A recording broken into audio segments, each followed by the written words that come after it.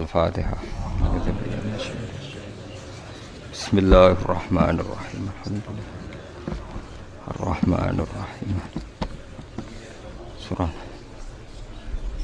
Khairil Muhdibi alaihim wa'aladdallin. Begini, dalam usul fikih yang mainstream itu kan ada hukum wajib, haram, makruh, terus macam-macam lah. Termasuk ada mubah. Mubah itu boleh dilakukan, boleh ditinggalkan. Dalam ilmu usul fikih sebetulnya definisi mubah boleh dilakukan, boleh ditinggalkan itu salah. Karena begini, setiap Anda melakukan sesuatu yang mubah, pasti di saat itu meninggalkan sesuatu yang haram. Saya ulang lagi ya. Ithma min mubahin illa wa yatahaqqaqu bihi tarku haramimma. Semua teks di lubul usul seperti itu. Memang saya hafalkan karena ini cara saya jadi wali yang mudah murah. Ithma min mubahin illa wa yatahaqqaqu bihi tarku haramimma. Fayatahaqqaqu bisukun tarkul qatli wa bisukut tarkul qadzaf. Terus beliau membuat sekian contoh. Hukum mubah itu kata ulama yang lain kan boleh dilakukan, boleh ditinggal. Itu tidak benar. Mubah itu ya wajib. Karena setiap kita melakukan mubah, maka saat itu berarti kita meninggalkan barang haram. Coba orang tidur artinya apa? Tidak zina, tidak maling, tidak selingkuh, tidak mabuk. Sampean di pondok nikmati jagungan, rokokan, ngopi. Artinya nikmati rokok, nikmati kopi. Tidak menikmati tontonan di bar. Makanya kita berharap malaikat itu belajar usul fikih sehingga ketika kita rokok di pondok dilihat hada taroka melihat bar, wahada taroka melihat dangdutan, wahada. Jangan sampai malaikat bilang gini, dasar kere rakra delok. Itu repot kalau sampai begitu.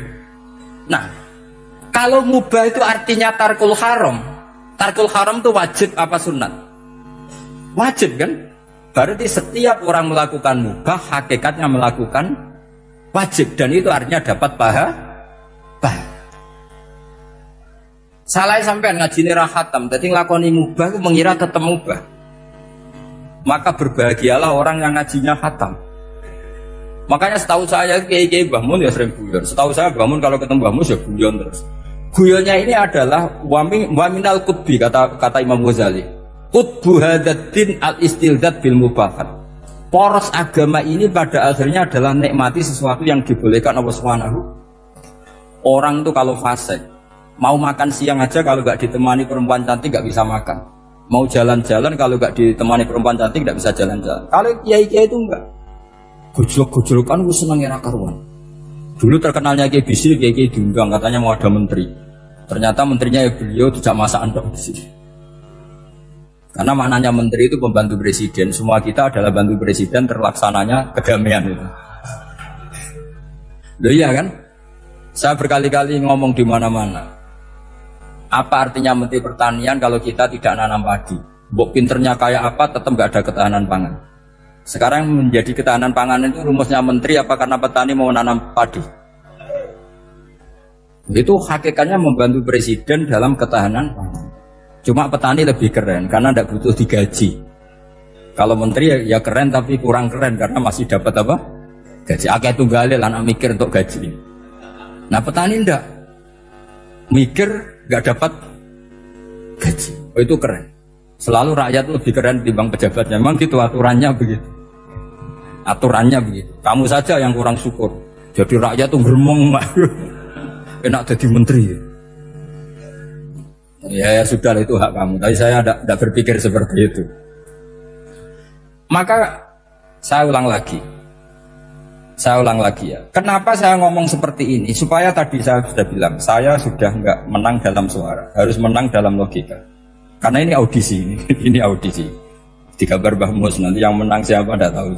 Tadi Pak Mu'ad, sekarang saya, kemarin Gus Zofur nggak tahu saya. Nanti masuk nominasi apa nggak tahu.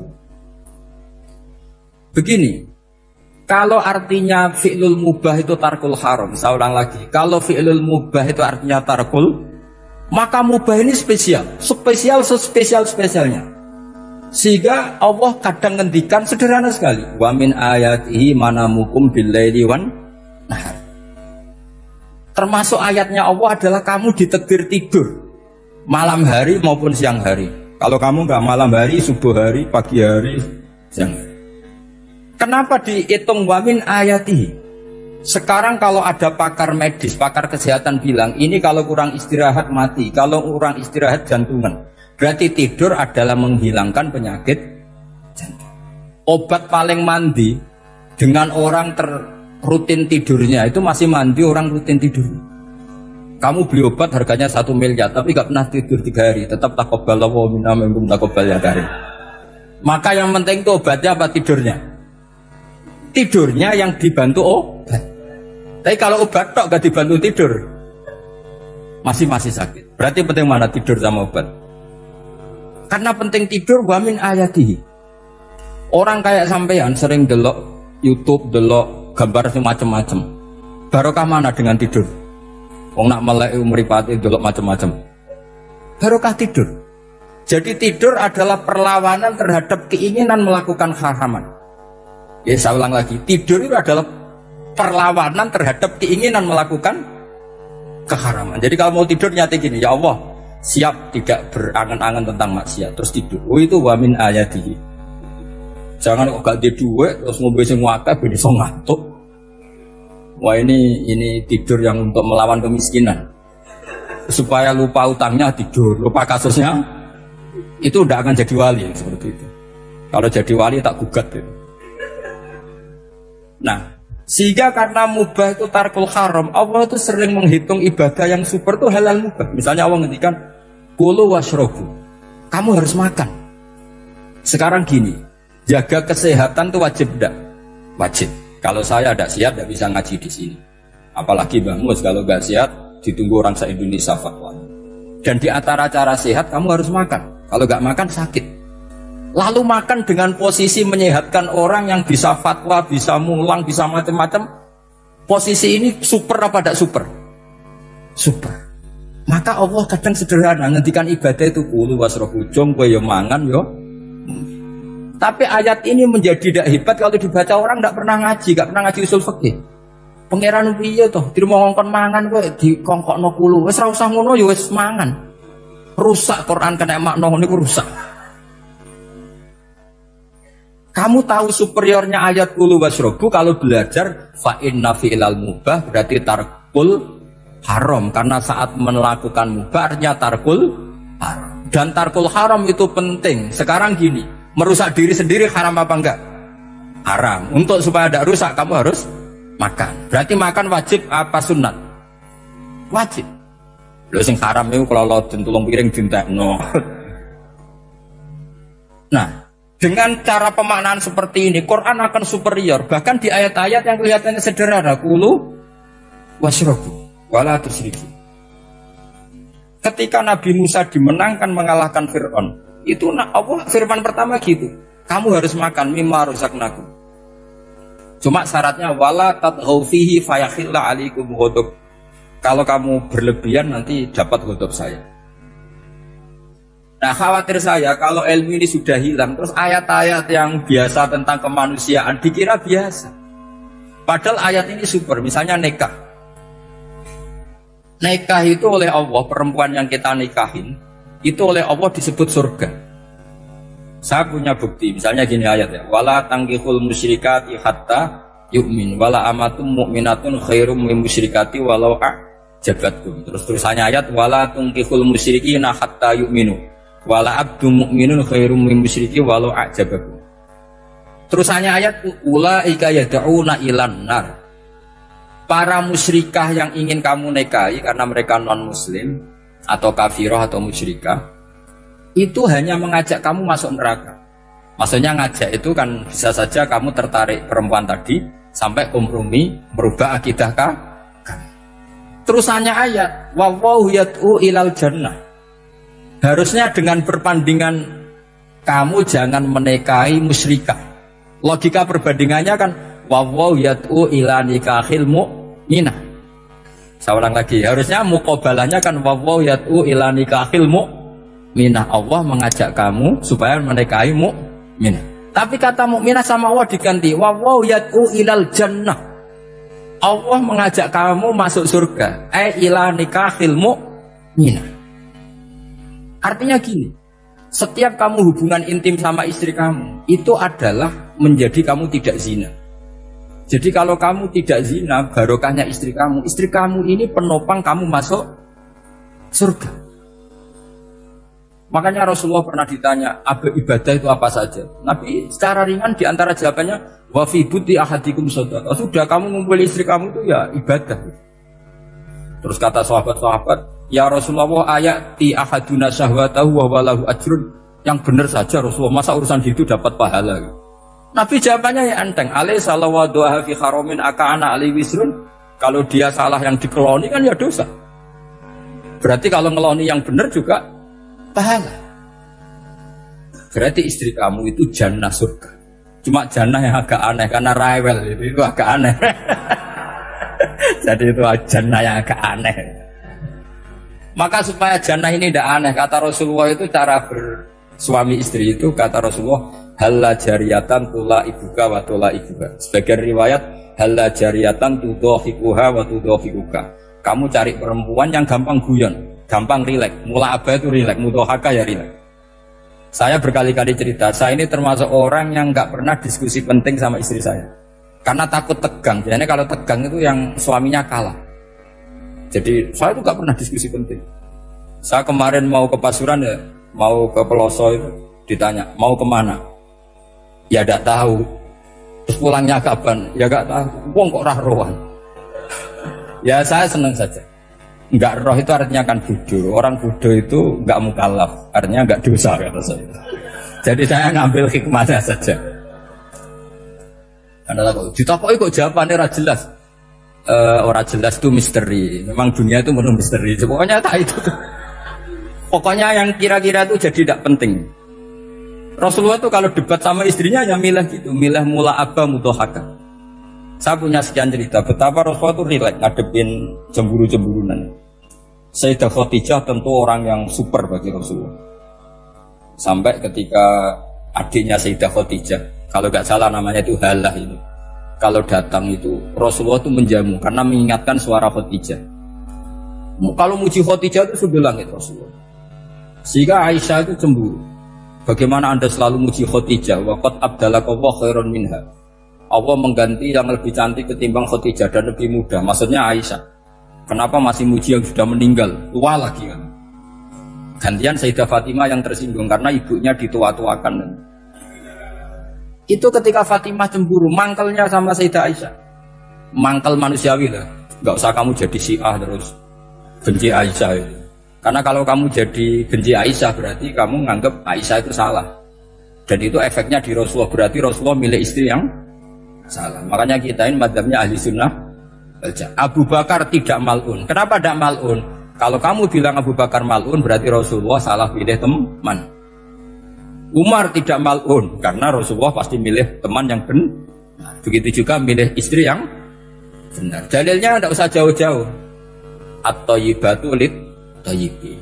At-yabut thayyib tentu Rasulullah. Berarti istrinya pasti thayyibah. Jadi madhab ahli-sunnah adalah madhab sing jelas-jelas min baini farsi wa adami labanan khalisan sa'iwal lisya. Jadi kalau kamu cari logika gampang saja. Nabi itu thayyib, bahkan at-yabut thayyib. Padahal kata Allah at-thayyibatu lit-thayyibi. Ya jelas ya. Jadi ini tidak usah dimasukkan hati tentang konfliknya Aisyah dan Fatimah, itu biasa saja. Yang satu bela ibunya, yang satu bela dirinya. Sebenarnya Aisyah itu nggak niat ngeritik Khadijah, ingin diperhatikan Rasulullah saja. Terus ketika Sayyidah Fatimah matur ya Rasulullah saya supaya ngalahkan Aisyah itu gimana? Karena ibu saya sudah meninggal, ya memang cantik dia, muda dia, dan tahu betul orang kalau Nabi itu sangat mencintai Aisyah.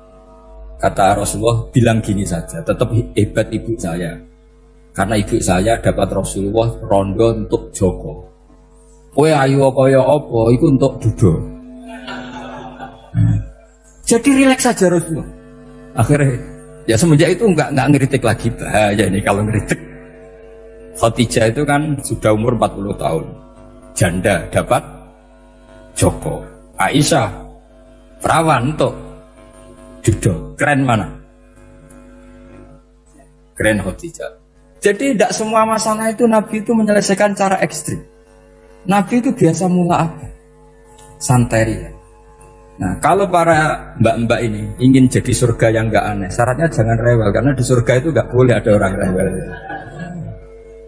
Tapi kalau enggak rewel sementara suami kamu udah bener, ini namanya goblok. Maka kata Mbak Mun kalau mijazahi santri-santrinya, "Cung bojomu kudu rewel, enggak ngono fakir," kata Mbak Mun. Tapi santri yang di belakang gremeng, "Iya Mbah, nak fakir, nak jantungan mati." Makanya sering itu. Jadi di antara ulumil Quran itu ada istilah maudhi'ul mutmar mengganti maudhi'ud dhamir atau maudhi'ul lafzi menggantikan lafdan akhar. Itu memang agak jelimet di ilmu tafsir, tapi bagi pelakunya itu menjadi gampang. Ya tadi, ketika Allah melarang nikah hal musyrikah, saya ulang lagi.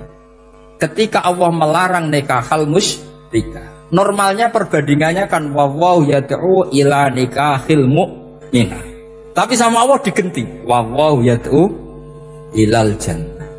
Itu menunjukkan bahwa nikahul mu'minah adalah al jannah. Karena kamu hubungan intim ya ibadah. Diwamuk kowe sabar ya ibadah. Nafaqah ya ibadah. Neng-nengan kejahatan senjata juga ibadah. Seru, neng-nengan itu seru. Karena memang di antara sistem tubuh kita itu butuh masa-masa jeda. Mari cerdas. Karena tubuh kita ini tidak hanya butuh seneng, tapi juga butuh susah. Susah itu melahirkan kearifan. Jajal bojomu tahu minggat, mesti kearifan kamu meningkat. Jadi minggat itu ya penting. Nikmati saja. Loh, ini saya nggak ngajari keburukan. Memang seperti itu. Nah, saya berharap ilmu usul fikih ini tidak boleh hilang. Karena dengan ilmu usul fikih kita tahu mubah adalah tarkul haram dan tarkul haram adalah wajib. Maka Allah sering sekali membicarakan sesuatu yang mubah itu superior. Kayak tadi wa min ayatihi manamukum billaili wan. Nah, termasuk ayatnya Allah adalah kami itu tidur. Cara berpikir tadi, kalau saya tidak tidur sakit, kalau sakit habis biaya banyak. Sementara tidur hanya butuh seperti ini. Betapa baiknya Allah dengan tidur bisa menjaga kesehatan yang kalau tidak dijaga berbiaya tinggi. Berarti hadan naumul ibadah. Terus ulama bilang tidur itu ibadah kalau niatnya litaqawi alal ibadah. Tapi nak wae blojo turu lah itu sing masalah. Tapi tentu ilmu itu ada pembanding. Sekarang ketika kamu tidur itu tarkul wajib apa tarkul haram? Nah itu masalahnya. Seringnya kamu itu tarkul wajib. Wae mulang turu.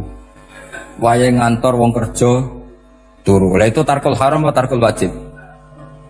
Tarkul wajib. Kalau tarkul wajib berarti status tidur kamu haram. Sudah pinter ini sudah maju ini sudah maju.